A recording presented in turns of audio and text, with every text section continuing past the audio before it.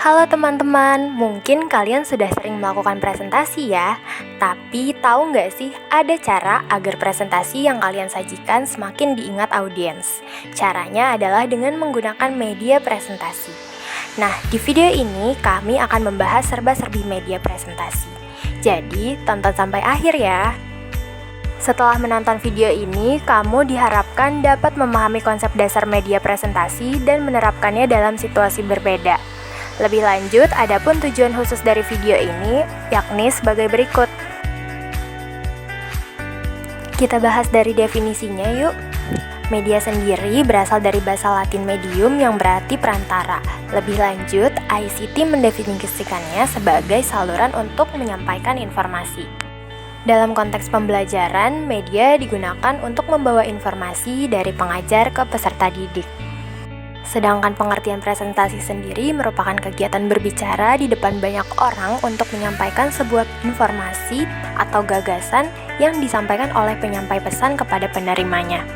Presentasi juga merupakan salah satu strategi pembelajaran yang terdapat penyaji yang menyampaikan materi di depan audiens menggunakan media tertentu. Dari kedua definisi tersebut dapat kita simpulkan kalau media presentasi pembelajaran adalah suatu perantara yang dapat digunakan tenaga pendidik atau penyaji untuk menyajikan pesan secara efektif dan efisien dalam proses pembelajaran.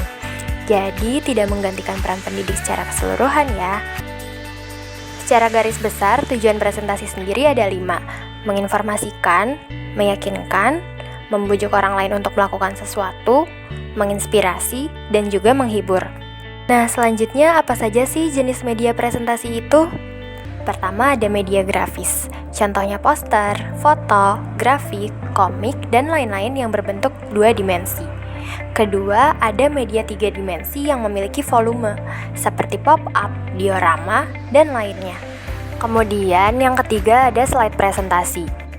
Tujuan media ini adalah membantu sang presenter untuk memvisualisasikan informasi yang berbentuk visual, seperti gambar, grafik, dan diagram. Selanjutnya, ada media video yang dapat menampilkan informasi secara lebih lengkap dan jelas dibanding media sebelumnya, yaitu slide presentasi yang mungkin hanya dapat menampilkan poin-poinnya saja. Media video dapat menggabungkan unsur visual, audio, dan teks sehingga dapat digunakan sebagai media pembelajaran mandiri. Dan terakhir, ada media proyeksi seperti slides, film, dan OHP. Adapun kelebihan dari penggunaan media presentasi yakni sebagai berikut. 1. Praktis karena dapat digunakan di semua ukuran kelas. 2. Memberikan kemungkinan tatap muka dan mengamati respon siswa. 3. Memiliki variasi teknik penyajian yang menarik dan tidak membosankan. 4. Dapat menyajikan kombinasi clip art, picture, warna, animasi, ataupun suara. 5. Dapat digunakan berulang-ulang. Di samping itu, ada pula kelemahan dari media presentasi. Yang pertama, penggunaannya mahal dan tidak semua instansi memiliki. 2. Tidak semua materi dapat disajikan dengan media presentasi. 3. Membutuhkan keterampilan khusus untuk menuangkan pesan pada desain media. Keempat, memerlukan persiapan yang matang, terutama apabila menggunakan teknik-teknik penyajian yang kompleks. Lalu, bagaimana sih sistematika dalam sebuah media presentasi? Yang pertama, di bagian pembuka biasanya ada judul.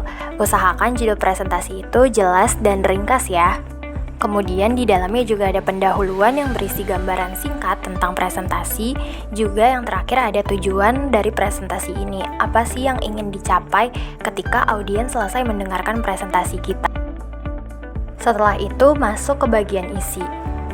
Di bagian ini, bagilah presentasi kalian menjadi beberapa bagian utama dengan topik yang susunannya logis dan mudah dipahami.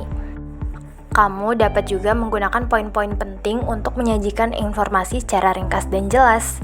Juga bantuan dengan dukungan visual, berupa gambar, grafik, atau video.